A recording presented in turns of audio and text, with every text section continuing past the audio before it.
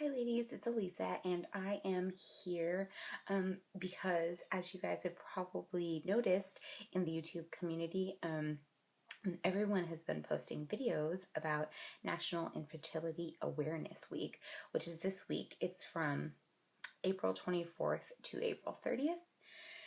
And so I'm actually going to do a video about that. So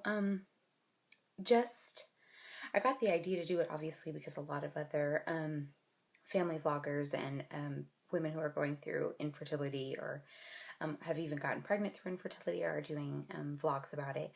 And one YouTuber in particular, I think her channel is called Hardships in Hope, and she is now pregnant with twin girls, and she said something that really hit home with me, that although she is pregnant with twins and we are on the other side of the infertility battle, that she's still strongly identified with her infertile self. And just because I am pregnant and 32 weeks along almost does not mean that I feel any less that sting, that burn of infertility, how that pain and that frustration and how that makes you feel. And it does not mean that I do not still strongly empathize with a lot of you women who are still on the other side of that struggle. And I just wanted to make a quick video telling you guys that I'm still here, and I think it's really important for a lot of the women in our community who are lucky enough to get pregnant to still be active in the community, still support the women who are still down in the trenches struggling every month and still getting disappointed and frustrated, because I think that we demonstrate that there is hope out there. So, hopefully that's what we're showing you guys, especially because we've had so many struggles with this pregnancy, that, I think it's important for you guys to know that really there's always hope. So, resolve.org is actually their slogan for this year's National Infertility Awareness Week is like hashtag start asking.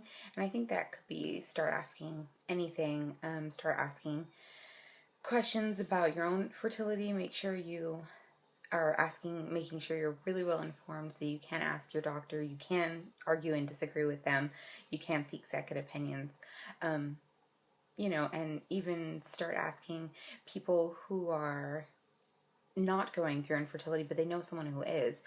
Ask that infertile person or that person struggling how they're doing. Just a lot of the same things that a lot of other YouTubers have been saying. Start asking, I think, is a good message. And most importantly, start asking our politicians and people in government why this disease is not, paid for or acknowledged, really, and why it's not really talked about.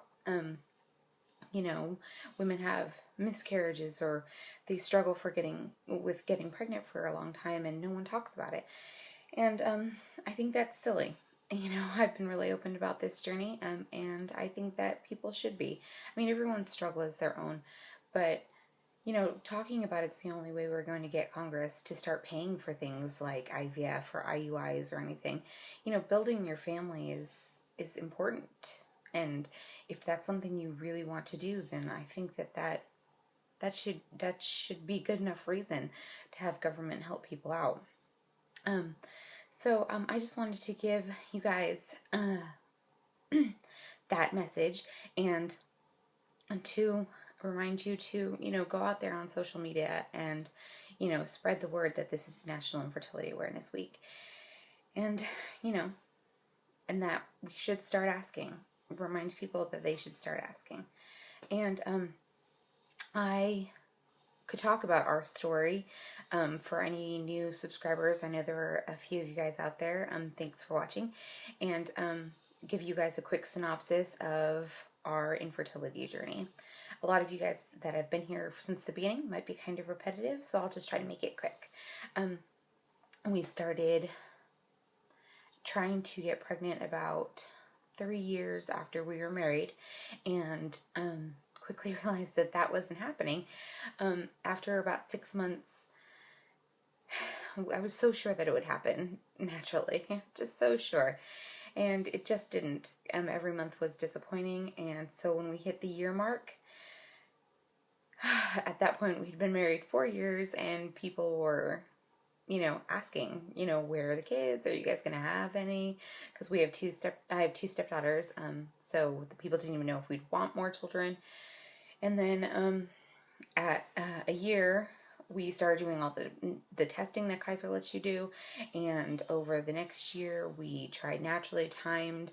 We tried using OPKs, and we did 4 different IUIs, and just every month was always disappointing. I ovulate regularly. We know that I guess we don't know if my egg quality is good, but I do ovulate regularly. It just seemed that the problem was my husband's morphology and count of his semen.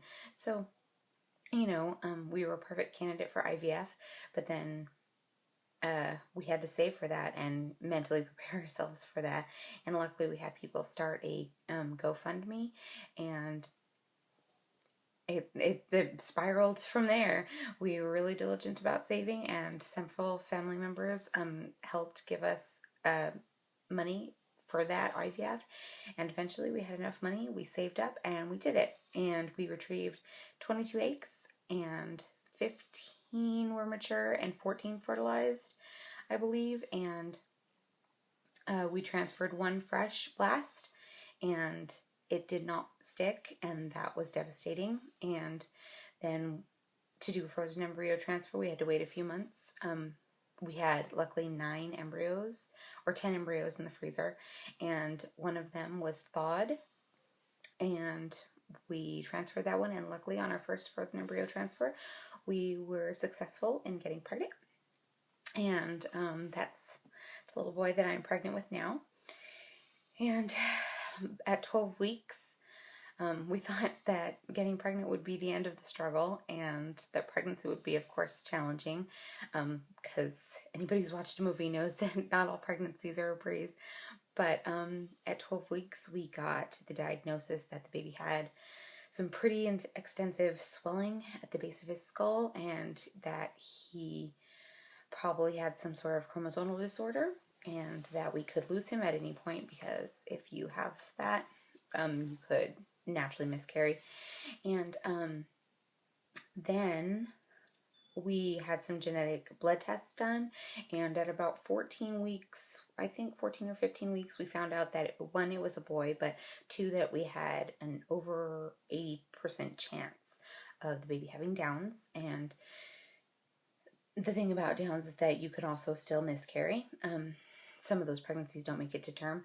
So we basically have spent every week since 12 weeks pregnant not knowing if the baby would make it or whatever. And then at 18 weeks, we got really devastating news that the baby's swelling had not gone away. It had gone the completely opposite direction and completely spread over his body, and that we would probably lose him still. They were giving us like 3 weeks. Within the next 3 weeks, they thought that he would pass. And then at 3 weeks past them, he was still doing well. And we had another ultrasound, and it showed that not only had it not killed him, but it had completely disappeared. All the swelling that they told us would kill our child. So this pregnancy has not been an easy one. So that was at about 22 weeks. And so now I am almost 32 weeks, and the baby is completely healthy. We do not know if he has Down syndrome because we decided not to do the amnio. But other than that, he's growing just like a little boy should. So we won't know until he's born, but that is still, pregnancy is not the end of the journey always. I'll be happier when he's here. We know, and we will have some answers. But that's the quick synopsis of our infertility journey. Putting it in 5 minutes of film is completely different than living 4 years of it. But I really wanted to get my message out there and to spread awareness about this disease. And it's not fair, and it hits people who don't deserve it. And if you want to have children, then it should be easy. And it's not fair that it isn't. Unfortunately, life is not fair. But I just wanted to make this video, spread some awareness, and tell all of you ladies that are still in the struggle that I'm here for you guys, and I'm watching your videos, and I'm trying to comment on them and trying to give you support, and tell you that there's a light at the end of the tunnel. The resolve.org, they have a message going right now on their channel, and you know, it's called Resolve because they're like, one way or another you're going to get your resolution. You can build your family in a million different ways. Now, we want to be pregnant, right? Us infertile women, we want to be pregnant. We want to have a baby that way. But sometimes it just doesn't work out for some of us. There's foster care, there's adoption, there's surrogacy, there's a million different ways to build your family, and I think that that's what resolve.org is trying to get out, one message out, that one way or another you will get your resolution. So spread the word, ladies, that it is National Infertility Awareness Week, and I'll be talking to you guys. Bye.